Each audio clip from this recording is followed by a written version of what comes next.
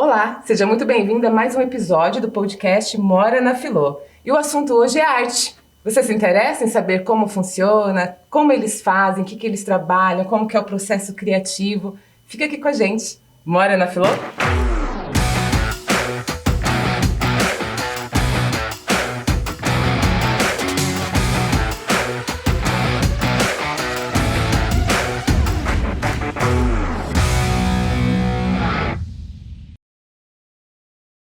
Os convidados especiais de hoje é a Mayra Caligares, ela é artista plástica, e o Daniel Pasqualin, artista plástico, produtor cultural e arquiteto. Sejam bem-vindos. Legal, Obrigada. Patrícia, muito obrigado também pelo convite. Bom, eu queria começar a falar um pouquinho sobre a vida pessoal mesmo de vocês. Oxe, mas logo de cara, assim... Lógico, como que é o nascimento de um artista? Quando que vocês decidiram ser artista? Como que veio isso? Olá, né? Eu sou a Mayra Caligares, às vezes as pessoas me chamam de filha do Caligares, porque meus pais eram artistas plásticos, então... Já veio de família. Já veio de família. Acho que desde a barriga da minha mãe eu já pintava, já desenhava, então já nasci no mundo de artistas.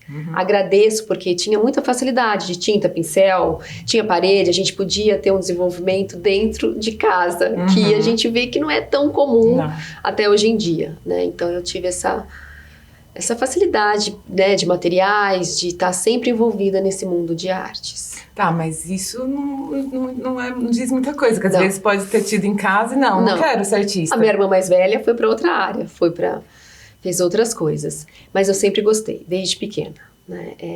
Nem se lembra quando começou, então? Não lembro nem quando começou. Eu só lembro, acho que da primeira bronca que eu levei da minha mãe, que ela comprou uma bolsa de couro. Eu tinha 4 aninhos, isso gravou. E eu fiz 3 estrelinhas de caneta Bic na bolsa dela nova de couro. E a culpa foi pra minha irmã. E aí a minha mãe falou com ela, aí depois não, fui eu que fiz as 3 estrelinhas. Porque ficou linda a bolsa. Ficou melhor do que tava. Ficou bem mais bonito. Mas eu sempre me encantei, não só com as artes plásticas, mas todo tipo de arte, né? Animação, fotografia, cinema, a arte tá em tudo, né? Tá em tudo, verdade. E hoje o seu foco maior de arte é em quê? O meu foco maior é na parte de educação. Então eu dou aula de desenhos e pinturas das mais variadas técnicas para as crianças, de 6 até a melhor idade. Até 88, 90. Que ótimo. E é de lápis... Todas, grafite, crayon, sépia, sanguínea, pastel, aquarela, o óleo sobre tela, que é o mais procurado, o acrílico também, e é muito divertido, porque a gratificação de você ver um aluno que chega e não faz uma bolinha e depois está fazendo um retrato, um rosto, e eles percebem que não existe só o acadêmico. Então aí eles vão falando, nossa, que bacana, o que é isso, o que é aquilo, e aí eles vão se desenvolvendo. E dou aula preparatória para habilidades específicas para o vestibular, para a prova de aptidão. Né? Mas então, o que tem a ver? Porque hoje a USP não precisa mais, mas a Unesp, por exemplo, quem vai fazer arquitetura, desenho industrial, moda, estilismo, eles precisam fazer uma prova de desenho. Entendi. Então a gente ensina desenhos de observação. Você tem um ateliê? Isso, eu tenho um ateliê, estou lá há 25 anos. Os meus pais ficaram 44 anos, né, que eles... No mesmo lugar? No mesmo lugar. Olha! No mesmo lugar. Foram mudando, né? Foi uma reforma aqui, uma coisa ali, mas foi mudando, né? E o meu pai é bacana porque ele fez um curso chamado Artífice em Pintura. Não existe mais isso.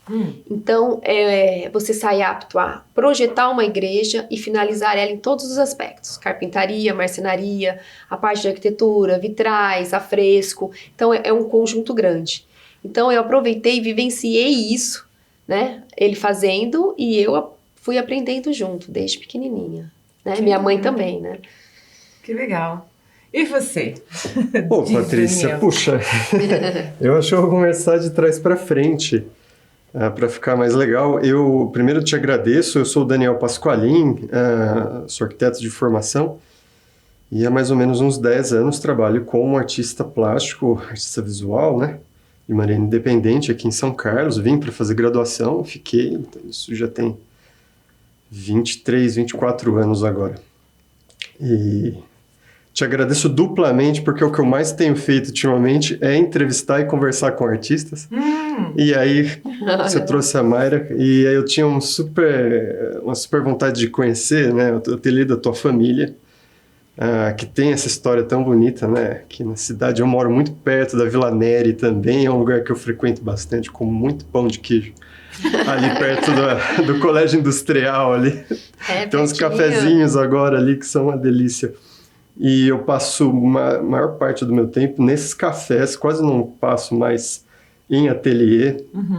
Inclusive esse ano, acho que eu mal fiz escultura, que é o que eu tenho feito, né, regularmente nesses últimos anos.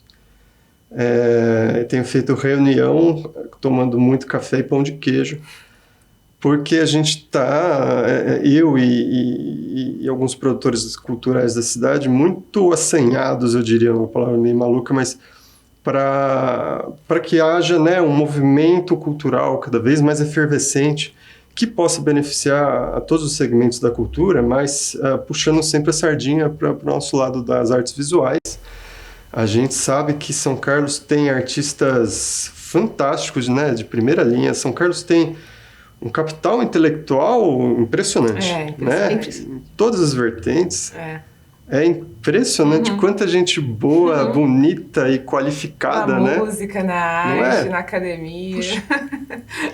Eu acho encantador toda semana conhecer gente nova e impressionante.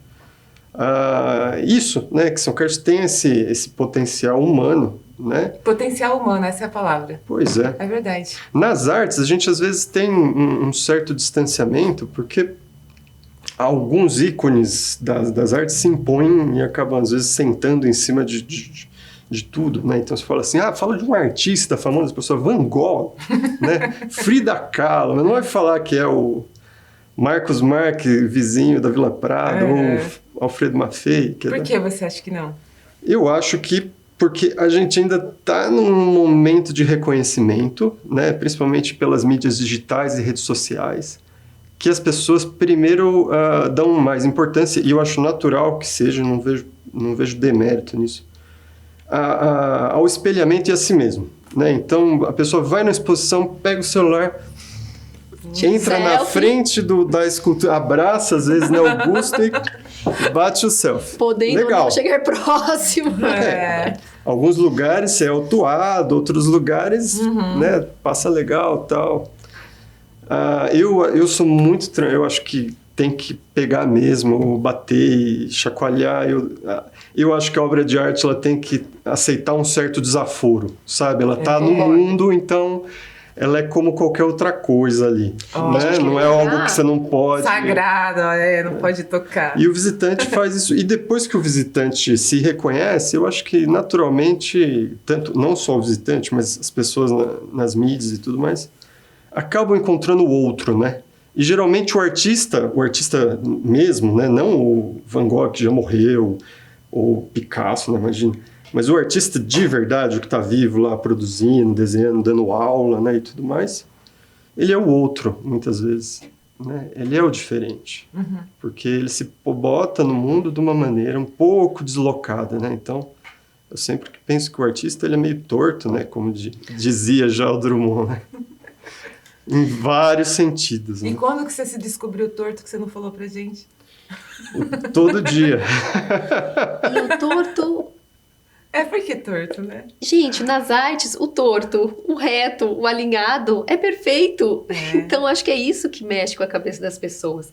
Porque a arte, às vezes, ela choca, ela causa impacto, ela te motiva, ela te inspira, te emociona. A mesma obra, um olha e fala, nossa, gostei. O outro fala, me apaixonei. Né? O outro nem vê. O outro passa. Exatamente. Complicado, né? Bem complicado. E aí, hoje você trabalha mais com esculturas, né? Trabalho como escultor. Qual é o material? Putz. Outro dia eu fui na Rádio Fiscar, tava falando pro Diego, adoro o Diego, fantástico, o Diego Doime. Aí o Diego me fez essa pergunta, falei pra ele assim, bolinha kika-kika. Aí ele olhou pra mim e falou, nossa, mas como que você usa, né? Por que você usa bolinha? E foi na exposição. E aí chegou na exposição, não tinha uma bolinha. Aí ele falou, você é um mentiroso. Você falou, é muita coisa, né? Tem esse outro lado, o acumulador também. Eu uso bolinha kika-kika porque tenho feito esse tipo de coisa aqui. E acho meio sem cor. Ai, gente. E aí descobri que a bolinha Kika, ela é a cor pura. Você pode, inclusive, se você quebrar ela, desgastar ela continua colorida, porque a tinta é impregnada na borracha, é uma coisa muito bonita. E é um material barato. Eu gosto muito, hoje em dia, de materiais que não são materiais de descarte, em sucata em si, né? Já passei da minha fase, por exemplo, de buscar escapamento em automecânica para soldar e fazer passarinho. Mas eu gosto de materiais que têm pouco valor econômico. Assim. E hoje, por exemplo, a gente vive um momento muito divertido. Quer dizer, não é divertido, na verdade é péssimo.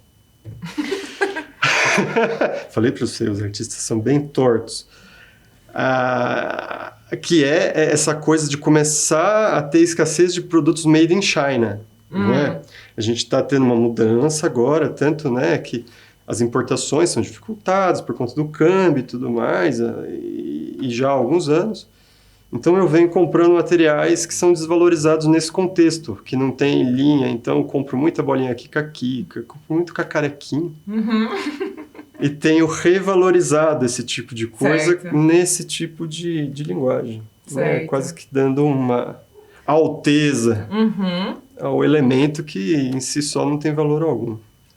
E falando em materiais, a pintura a óleo, por exemplo, não é barato, né? Por exemplo, se a galera quiser investir para começar a aprender, como que é esse custo? Varia bastante. Então, na internet a gente consegue comprar uma quantidade maior, você vai conseguir um preço melhor. Ainda assim está um preço acessível. Quando eu comecei, nós encontrávamos, além de ser mais caro, não se encontrava aqui em São Carlos. Né? Então, às vezes, ia para São Paulo, comprava lá, trazia para cá, e eram 5, 6 cores as primárias, o preto, branco e só. Né? Hoje a gente tem uma infinidade de produtos. Dos mais simples, com preço bem acessível, até os mais profissionais, com preço mais elevado. E eu falo que a tinta óleo é a mãezona. Você faz, passa por cima, corrige. É muito tranquilo, né? É uma técnica que dá para você trabalhar mesmo com as crianças, né? E apesar de você usar óleo de linhaça, terebentina, você ensinando, eles trabalham direitinho na limpeza dos pincéis devido ao cheiro. Então a gente tem todo o esquema para não causar nenhum risco, né, ao aluno e a gente mesmo, que fica muito tempo ali dentro trabalhando. E essa variedade vem crescendo cada vez mais. Né?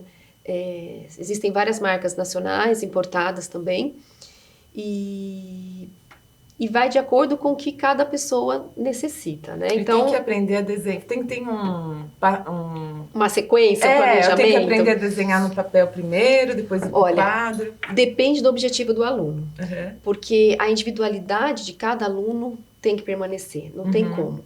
Eu posso saber as técnicas, mas o aluno não quer seguir aquelas regras. Então, a gente tem a parte acadêmica, a parte tradicional, clássica, né, com várias metodologias, as acadêmicas, figuras geométricas que se transformam em alguma coisa. Nós usamos também a metodologia desenhando com o lado direito do cérebro.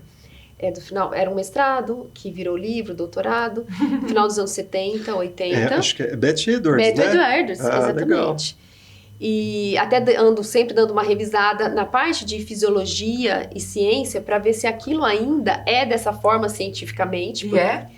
Algumas coisas deram uma mudadinha. Por exemplo, a criatividade, a gente trabalha com os dois lados do cérebro, direito e esquerdo. São os dois. São os dois, né? Então, isso é... Às vezes é um tabu, às vezes, conversar sobre mas assim, isso. que é uma coisa assim, é uma pincelada, né? Porque se for entrar fundo... fundo... é um podcast inteiro. Até porque tinha, né, desculpa... Imagina, posso... Tinha, né, um certo afã positivista na época, né, nos anos 50 para os 60, que quando era preciso ter um lastro científico para que se corroborasse as verdades, né? Então, para falar que aquilo é verdade, esse shampoo funciona mesmo porque a alfazema faz seu cabelo grudar as moléculas. Então, né, tinha um lastro científico. Sim. Então, a Beth Edwards, por exemplo, é um dos autores que tem isso explícito no livro, né? Lado direito, lado esquerdo. Hoje a gente sabe que você usa o cérebro inteiro para pensar, mas o tempo todo, né? Exatamente. Mas existem vários exercícios muito bacanas nesse livro, né, que facilita no aprendizado. Mas como o planejamento é individual para cada aluno, não tem uma regra sequencial. Não existe uma regra sequencial. E artista é aquilo, de repente, naquele dia, ele não quer fazer uma paisagem, ele quer fazer uma coisa mais livre, mais sentimental, né? E ainda escutando música, né? Então ele já vai colocar, sei lá, um Pink Floyd, e vai expressar a sua sensação daquele momento. Então a gente não pode perder isso, né? Porque a gente tem que ser livre. Sim, ainda mais na arte, né? Ainda mais nas artes. E é muito diferente a dificuldade ou facilidade entre tinta acrílica com a óleo? A tinta acrílica, ela seca mais rápido.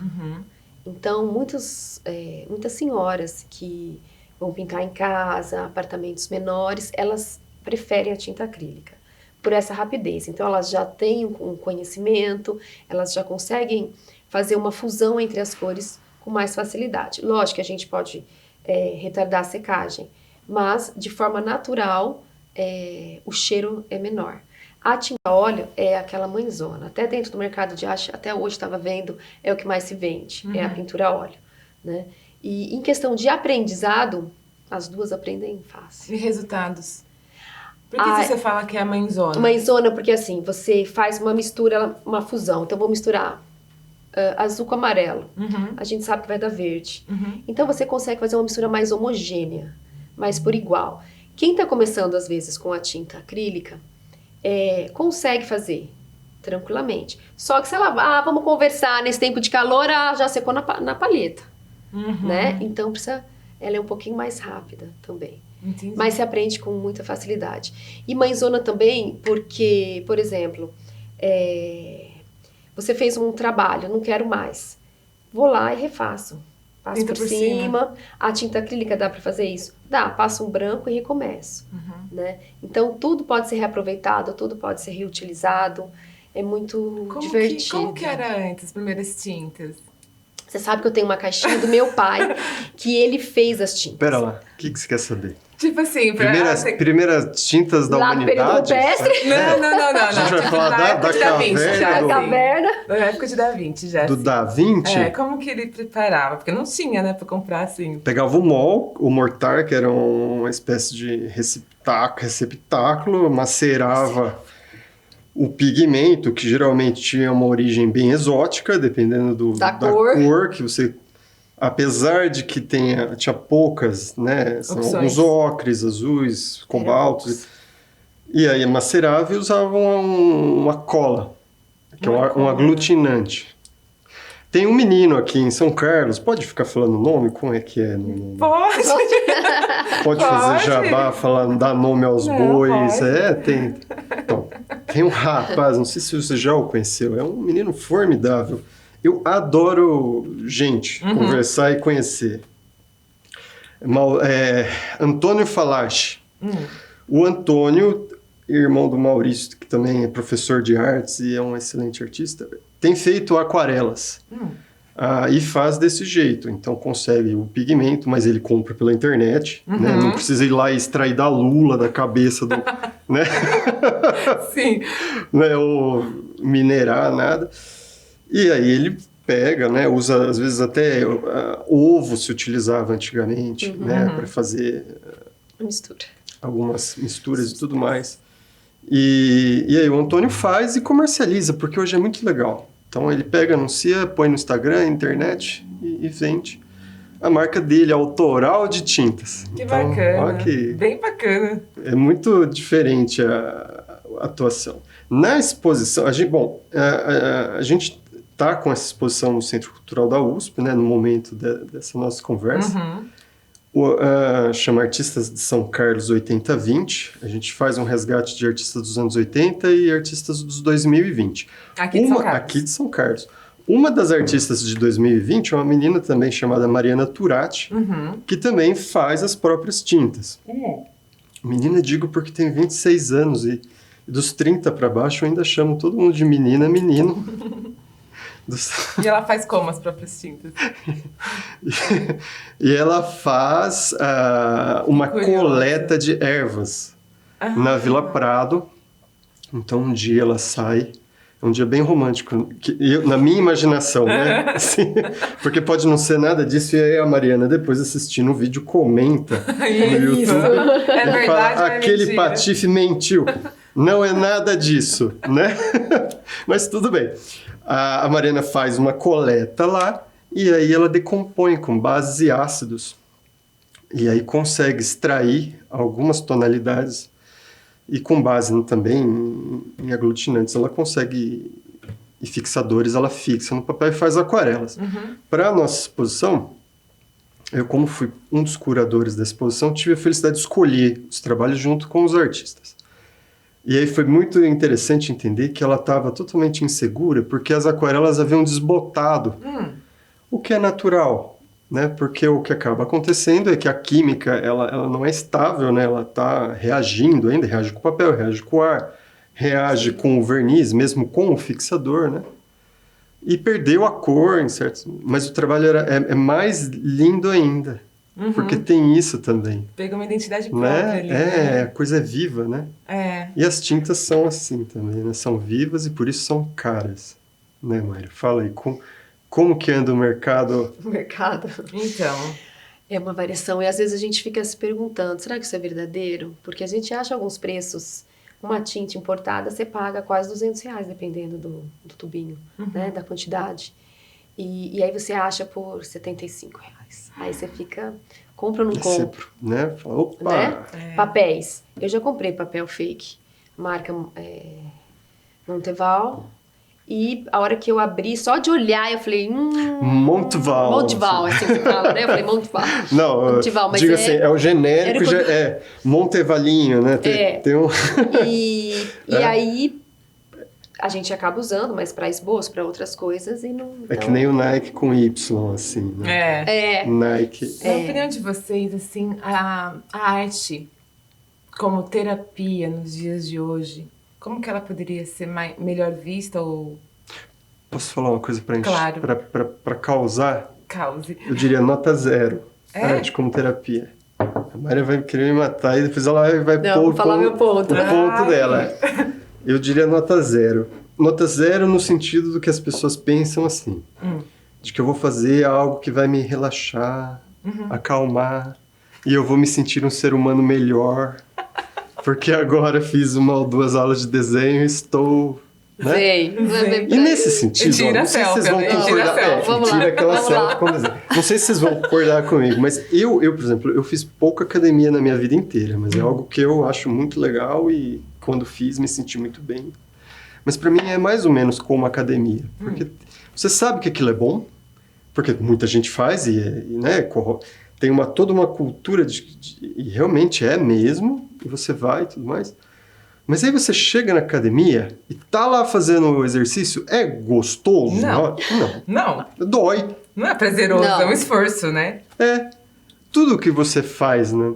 Não exige não te exige algum comprometimento, que já é doloroso por si só, né? Disciplina, concentração, paciência. Então, quando eu recebo o aluno, hoje, por exemplo, eu já tenho um pouco, né, de desvio. Eu dei aula por 10 anos como professor universitário, né? E nesses últimos 5 em cursos de artes visuais, numa universidade de Limeira. E no curso de artes lá de Limeira, eu já me sentia... depois que você pega... Você imagina que tenha tido centenas de alunos, você já vê alguns tipos e algumas predisposições.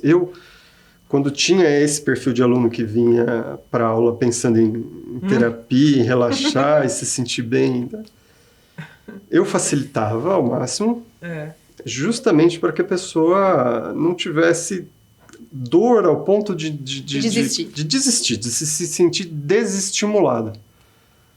Mas a verdade é que tem coisas que você pode fazer para se sentir bem. Então, você pode fazer academia para o seu bem-estar, ou você pode ser instrutora, ou personal trainer, ou se graduar em educação física, fazer um doutorado. Então, existem vários níveis. Pode fazer arte só para fazer bem, pode estudar arte de verdade. Claro. A Mayra vem da família dela, da ascendência, e você me corrige se estiver errado, isso te introjetou, mesmo você sendo bióloga, né? A gente estava conversando sobre isso. Você não teve escapatória, então, de certa maneira, você se moldou. E eu fui me moldando e assumi que eu era artista recentemente, que é coisa de uns 15 anos, vai. Modos fora, sempre fui artista, né? Muito embora, desde criança, porque é o tipo de coisa que... Como eu também acho que o personal trainer nasceu personal trainer, o cara gosta de acordar de manhã e incentivar o outro e fazer lá calistenia até... Então, tudo bem, eu acho que... Mas às vezes tem essa confusão, às vezes o aluno ou alguém, ele acha que ele vai chegar lá e aquilo é a vida dele e tal, e depois ele vai se descobrindo, e o que é legal, e aí cada um toma o seu rumo, né? Essa questão de terapia, e por isso que o planejamento no ateliê é individual. Porque nós recebemos alunos também que são indicados por psicólogos, que precisam sair do que ele faz no dia a dia. Ele precisa expor sentimento, ele precisa expor relações com ele mesmo, e a forma da pintura auxilia nesse sentido. Então, isso que eu respeito cada estilo, cada forma, né? Às vezes, quem está começando, olha o que o outro está fazendo e fala assim, nossa, o que é aquilo, hein, tia? A gente me chama no cantinho, né? Aí eu pego alguns artistas e falo, olha, isso aqui, ó, não lembra esse artista aqui, olha que coisa mais linda que ele fazia.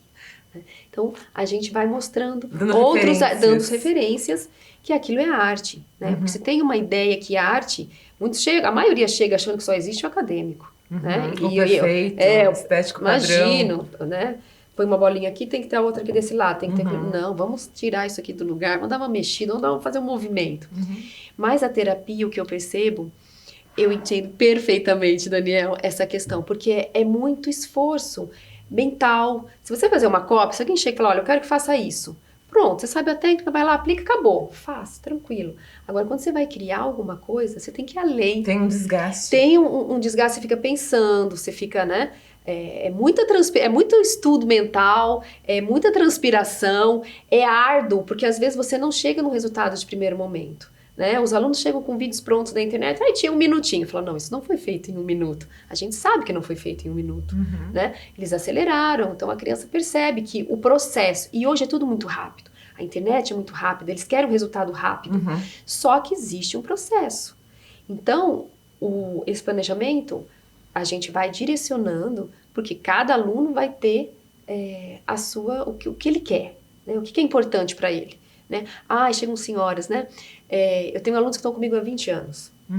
E algumas falam assim, Mayra, eu não desenho nada. Nada, não pinto nada. Eu trabalhei na roça durante muito tempo e nada. De repente... Nasce. Eu olhei assim, né? Lembrei de uma história muito boa. Posso contar depois? Pode. E aí você vê o resultado e a satisfação dela.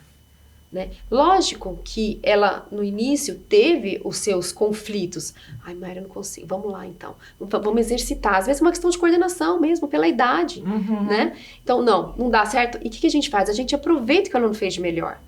Tudo é arte. Não tá igual, mas tá lindo. Por que você vai querer mexer? Claro, né? Não tem um padrão. Algo que nivele. Exatamente. Não, tudo pode. Tudo é possível. Então, de repente, olha, a terapia de repente não seria a terapia não seria no sentido de relaxar, de zen, de um yoga, mas talvez pode ajudar como válvula de escape, de repente focar somente em uma outra coisa e sair daquela. Boa. Né? Boa. Talvez mais nesse sentido. Que é uma coisa mais oriental, um entendento mais... Você queria ser um multi-universo. Então, boa. Você cria um outro lado de escape como paciência. Eu achei isso o máximo, trabalhar paciência, porque os alunos querem tudo rápido. Não, você tem que esperar aqui. E a hora que você... Humildade. Eu acho que o desenho, pelo menos pra mim, o desenho de observação, ele é uma lição de humildade. Ele mostra pra você que você não enxerga nada. Exatamente. Porque eu tô te vendo, você tá aqui. Aí eu pego um lápis, começo a desenhar, e aí começa a sair um palitinho aqui, um negócio. Eu falo, caramba, né? Onde tá isso? E é isso, no fim das contas, a gente se põe a ver, né? E aí você para e fala, olha, mas será que eu enxergo mesmo? Agora fala. Eu tive um aluno, me desculpa, eu não posso perder. Pode falar. É tão interessante isso de falar Porque a gente estava falando da Beth Edwards e tem essa coisa do lado direito, do lado esquerdo e aptidão, não. Eu tinha um menino que era muito, muito engraçado. Eu era professor, acho que na Unicep na época, uns 15 anos atrás. Dava aula de desenho arquitetônico. Eu, como sempre dei aula de desenho, e desenho é base, né, para muito do instrumental de vários cursos de graduação, eu sempre transitei no primeiro ano, e é muito legal porque você pega os calores e tá todo mundo, né, muito feliz de estar na faculdade. E aí vem pra aula de desenho e começa aquela coisa assim, tipo, mas eu não desenho, tá? E esse menino era muito, muito difícil de lidar com ele, porque ele vinha muito cansado pra aula e era difícil. E aí, mas e aí, vamos lá. E ele foi me contando a história dele, ele tinha uma carga, porque o pai também, os pais, familiares, às vezes introjeta ali, né, no cidadão uma certa cobrança excessiva, né, para coisas que não tem a menor, né? Inclusive o desenho, por exemplo. Mas ele queria arquitetura. Que todo mundo acha bonito, mas ninguém sabe para que serve. E esse aluno queria arquitetura. E ele queria tem muito. Alguns é o pai, a mãe bem que lembrado, querem. Mayra, ele não queria. Aí, então. Não, e esse é o ponto, porque na verdade o lance dele era peão de boiadeiro. Então, ele subia no touro, agarrava lá 6 minutos com a mão aqui, e um dia ele quebrou o braço numa dessas. E lá chegou engessado, e aí falou, e chegou felizão, né? Com aquele sorrisão, assim, todo alegre. Mas por que você tá tão feliz com o braço quebrado? Ele falou, olha, eu agora não vou mais fazer tua disciplina porque tem um atestado, tá aqui, ó. Você vai me dar a nota mínima e eu vou passar. Eu falei, não, filhão, você vai trabalhar só que com tua outra mão, né? Porque, afinal de contas, o menino tem capacidade de ficar 6 minutos no touro lá, com a mão segurando a outra pra cima. Pega o lápis e... Patrícia, eu juro pra vocês, o menino desenhava, ele tinha ambidestria. E nem sabia. Natural, assim. E aí ele ficou feliz, porque ele descobriu que ele era capaz, e isso trouxe. Mas depois largou o curso. E é essa história que a gente conversou. Essa história é triste. E eu acho bonito isso, que cada um siga o seu rumo, né, no fim das contas. E se a gente observar as crianças, elas já têm um talento natural. É que passa meio despercebido. Isso dá dinheiro? Isso não dá dinheiro? Puxa, começa né? a criar Então, isso. Dá dinheiro? Tão triste. Artes. E aí? Quer que eu te fale? Desculpa. Nossa, não preciso conversar. Esse ano eu ganhei dinheiro e gastei dinheiro. É a resposta que eu posso te dar. Eu nunca ganhei tanto dinheiro na minha vida fazendo arte como esse ano e nunca gastei tanto dinheiro na minha vida fazendo arte como esse ano. Mas dá pra... Dá pra viver bem. Dá pra levar realmente como uma profissão hoje em dia? Claro. Dá. Claro. Dá pra levar como uma profissão. E pra ser profissional na área de arte, tem que fazer uma faculdade? Tem. Mas... Resposta rápida. Tem. Mas, então, justamente. Tem. Para você se parear, à medida que for necessário, que você preste um edital específico, ou que você dê aula, e aí a delegacia de ensino exige, você tem a licenciatura, né? Então, como qualquer outra profissão, tem regulação, né? Você tem que responder a teus pares, ao teu conselho, Entendi. Porque exige responsabilidade, né? Entendi. Claro, até como os impostos. Exige até exige que você pague imposto, afinal de contas, como todo bom cidadão brasileiro, né? Então, e mundial. Somos muito bons nisso, inclusive. Claro. Então, mas é isso para ser isso na parte acadêmica e regulado, mas eu posso ganhar dinheiro sem a faculdade. Pode. Como qualquer outra profissão. Como qualquer outra profissão. E como que tá esse mercado, então? Olha, eu acho que nem como você falou, Daniel, existem muitos artistas, a gente acaba ficando dentro do nosso mundo, trabalhando ali, acaba não se envolvendo com outros artistas. Dá para viver sim como profissão. Eu acho que tudo que a gente faz porque gosta, né? Até eu falo que a arte para mim é algo que tudo que é bem feito, tudo que você gosta, tudo aquilo que te dá a sensação de bem-estar, de prazer, apesar dos estudos, daqueles esforços que a gente fica dias, meses, às vezes você quer fazer uma coisa e vai juntando os materiais, vai pensando, vai raciocinando. É árduo? Mas depois que a gente vê o resultado final, é muito gratificante, né? É algo que você fala, nossa, valeu a pena, né? Eu fiz muitos trabalhos de cenografia para teatros, coisas grandes. E períodos que também não tinha esse dinheiro, não tinha coisas para comprar. Então a gente emendava o papel, colocava o barbante para não rasgar o papel, coisas manuais, né? Tinha que moldar, trabalho de 1 ano, né? Para depois, 3 dias de apresentação. Às vezes as donas dos balés revendiam a cenografia, às vezes não. E a gente via que, mesmo sem essas condições, a gente se divertia muito. Tinha que ter alguns momentos de humildade, realmente, porque tem hora que você fala, nossa, paciência, calma, né? Disciplina, não tem como. Acho que tudo que a gente quer na vida tem que ter disciplina, tem que ter foco, mas é gratificante e dá para viver disso. Como que é o incentivo público nisso? É assim. Vai lá, Daniel. Você tá mais envolvido. O incentivo tá vendo? público é bom. São duas situações diferentes. Né? Você é um produtor. O que é um produtor Eu vou falar cultural? tudo ao contrário do que eu acho que é o senso comum.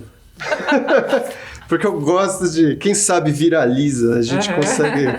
Aí põe no título do podcast, o podcast é ao contrário. Tudo que você queria ouvir que é ao contrário. Que ninguém fala. O incentivo público é bom. Bom, existem muitos editais. Esse projeto da exposição 80-20 Artistas de São Carlos, que a gente fez agora no Centro Cultural da USP, é fruto de um PROAC, que é um edital do governo do estado de São Paulo, né, de incentivo, e tem várias vertentes. Então tem exposição, tem teatro, música, até de reparação de lona de circo, tem uma gama muito vasta, né, de setores que são abarcados pelos editais do PROAC, por exemplo, que é uma das linhas de financiamento, né, possível. São muito concorridos, é muito difícil? É muito concorrido, é muito difícil, mas a gente aqui em São Carlos ganhou esse PROAC, no caso, no ano passado. Então a gente levou 1 ano trabalhando. Vocês ganharam antes de fazer. Nossa, nós inscrevemos o projeto. Na verdade, a pesquisa que embasa o projeto começou há 2 anos atrás. Então, realmente é um trabalho bem delicado, de levantamento, né? Eu entrevistei cerca de uns quase 30 artistas. Infelizmente, não cheguei a bater na tua porta, mas tenho a capivara do teu pai, da tua mãe. Capivara é boa. Até porque tem um apreço muito grande, um carinho muito grande pela história dos artistas locais, né? Eu estava lá na Mara, né? Na Mara Toledo, e a gente estava conversando sobre o Júlio Bruno, Dona Mima, que foram os esteios, né? O seu Júlio Bruno instituiu a Escola de Belas Artes em São Carlos na década de 50, enquanto ele foi vereador. Então, por isso que os vereadores são legais para também... Realmente o vereador é o acesso da comunidade. É a liga, né? No governo. Então, às vezes a gente fala assim, não gosto de política. Mentira, não tá errado. Tem que gostar de política, tem que entender como acessa e tem que entender como acessa o dinheiro público também. Então, a gente se inscreveu, é um processo de seleção, não tem nada de pistolão, como chama? Ronê, tá mamando na teta da cultura. Não. Muito pelo contrário, é super criterioso. Nós ficamos em 8º como suplentes no projeto e só conseguimos porque a documentação da produtora cultural estava em dia. E mesmo assim foram, acho que, mais de 500 projetos, nós ficamos em 8. Olha. Então é muito... E é uma bela de uma verba. Foi aquele de fiscal, de incentivo fiscal, ou foi a verba direta? Não, verba direta pelo edital. Direta. De premiação. Foram R$100 mil que nós gastamos nessa exposição, em uma exposição. O que é muito mais do que a renda da cultura de muitos municípios. Sim. Do interior da... E mesmo assim nós colocamos na exposição 16 artistas, o que é um absurdo. Porque geralmente você chega em 8, 6... Só para a galera entender, é uma exposição que reúne arte, né? De artistas dos anos 80... E dos anos 2020. Da mesma cidade, né? Aqui de São Carlos, só de São Carlos. Super iniciativa, O hein? que é 1% dos artistas de São Carlos, né? Na Aldir Blanc, eu acho que o maior benefício que a gente teve recente com relação a isso tudo foi a implantação da Lei Aldir Blanc, que foi no final de 2020, começo de 2021, que a sociedade civil se organizou, né, para que os editais funcionassem. E aí foi quando a gente conheceu as pessoas, porque a gente já vinha pelo WhatsApp por conta da pandemia, mas com o edital de premiação da Aldir Blanc, a gente correu para acionar todo mundo. Inclusive, não sei se vocês participaram. Nós não participamos. Infelizmente, foi o ano que o papai começou a ficar doente. Puxa. E aí, nós acionamos saímos todo praticamente mundo, de tudo. porque era um dinheiro que vinha direto para os artistas. E chegou no mestre de capoeira, chegou em todo mundo que se cadastrou e comprovou, né, documentou, porque não é na teta, da cultura, aquela coisa. Não existe isso, né? Então se documentou, se comprovou e todo mundo recebeu. Em São Carlos foram mais de 230 agentes da cultura beneficiados. Tudo isso? Exatamente, Olha, artistas. Que artistas. legal, mais de 230. Exatamente. Então, significa... Nessa direta, na premiação direta. Premiação direta, na Aldir Poxa Blanc. vida. Então, o que eu posso dizer é que foi muito melhor do que qualquer cadastro, do que o cadastro municipal. Porque não teve filtro. O filtro foi comprovar, né? Fazer certo. Mostrar que você era artista. Então, eu sou a Mari Caligares, olha aqui, meu pai aqui há 20, 40, 50 anos atrás... Mas comprovou, aí tem um padrão, veio o recurso, como fazer recebeu o recurso. isso para quem quer começar? Tem cursos? Você é um produtor cultural. O que é um produtor cultural? Olha, mal sei te explicar, porque comecei a ser produtor cultural, sou um bebê produtor cultural. Boa! Estou produtor cultural há 1 ano.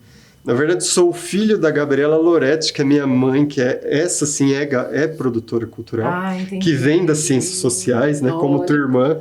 Então, o pessoal das sociais tem essa coisa, né, essa desenvoltura.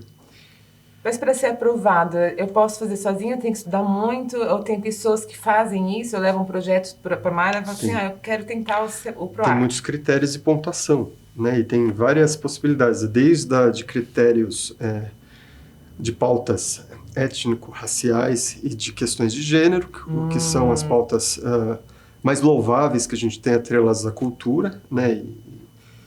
Como também com relação à relevância e justificativas sociais. Né? Então, que benefício você está dando em contrapartida para fazer uma exposição? Isso é importante. Muito. Infelizmente, ainda existe hoje um certo preconceito de que a arte é uma coisa erudita, ou que está atrelada ou com algum nível de poder social, status, né? E na verdade não, você vai ver, a maior parte dos artistas luta para se colocar e tudo mais, então, coisa de vaidade, passa muito longe de vaidade. Na verdade é um serviço social muito bonito a ser prestado, né? Que beneficia principalmente em termos de formação de público, no caso de exposições, por exemplo, que é o meu recorte, né, do que eu tenho feito. Exposições de arte. Para que serve uma exposição de arte? Formação de público. Mas que público é esse? Todo mundo. Desde criança até crianças de 80. Para quê? Para ver na arte algumas coisas que ela geralmente não vê na Netflix, ou não vê no YouTube, ou não vê... Não porque não sejam canais legais, mas porque não tem contato físico mesmo. Então, quando eu faço uma escultura, eu realmente espero que as pessoas toquem. Sim. Ou que estejam ali junto, porque mexe com o corpo. Eu gosto muito de fazer coisas no tamanho real ou tamanho expandido. A pessoa chega perto e se sente em relação... Então, como que você pega a tua experiência corporal e trabalha isso como linguagem via... Entendeu? Entendi. Via exposição de arte. E eu acho fantástico esse tipo de trabalho, porque quem está visitando a exposição gosta de fazer parte daquilo. Poxa. Não é só chegar e olhar, né? Tem a linha, não pode pôr a mão, vai para trás. A gente gosta de participar. A gente gosta de uma instalação. Se precisar tirar o chinelo, o sapato, andar, pôr a mão. Né? Eu falo, principalmente brasileiro, adora do que é feito, como que é. A gente às vezes olha mais com o tato do que com a parte visual também. Sim. Então isso toca, a sensação é diferente. Nossa, adorei isso. Então, a hora que você passa, você sente a mão, né? Você sente o contato, é maravilhoso. Eu vi, acho que há 2 dias atrás, o primeiro, uma obra para deficientes visuais. Saiu há 2 dias, acho que 2 dias atrás, acho que no Estadão. E pelo tato, né? É um grafitismo enorme para se ter essa sensação que a gente tem, né? E eu achei isso fabuloso. Há anos eu falava, gente, eu não sou dessa área, né, do braille, nada disso, mas eu falo, gente, as pessoas com deficiência visual precisam ter essa mesma sensação. Aqui em São Carlos nós temos um artista chamado Inácio Vandier, que é deficiente visual e é um baita de um escultor, trabalha com cerâmica. Gente, olha que coisa linda. Que é um negócio que exige técnica e tato. Tem que ser bom de forno, se não pôr no forno estoura. Tem uma série de rigores que a gente imagina que o deficiente, que o portador de necessidade tem, e não é nada disso. Puxa, você perguntou da tinta, né? Então eu vou te rebater, porque eu sei que você é escritora. Inclusive estava lá na FLUSP, na festa do livro da USP, sentado de frente ao teu livro. Que vendeu bem. Foi surpreendente, vamos fazer o jabá. Eu achei muito... Tava junto com o Tom Joffer, que é um querido, né? Querido. Tava na esquina dos autores locais. Acho muito legal. Tinha até uma flâmula, né, da Associação Literária São Carlense. Um salve para todo mundo da associação. Olha só que Teve bacana. simpósio agora, não foi na FESC? Foi uma reunião para se falar do plano municipal de incentivo à cultura. Não, a leitura e a escrita. Olha só. Foi super bacana, inclusive. Vai ter mais um agora na Fátima Camargo ali.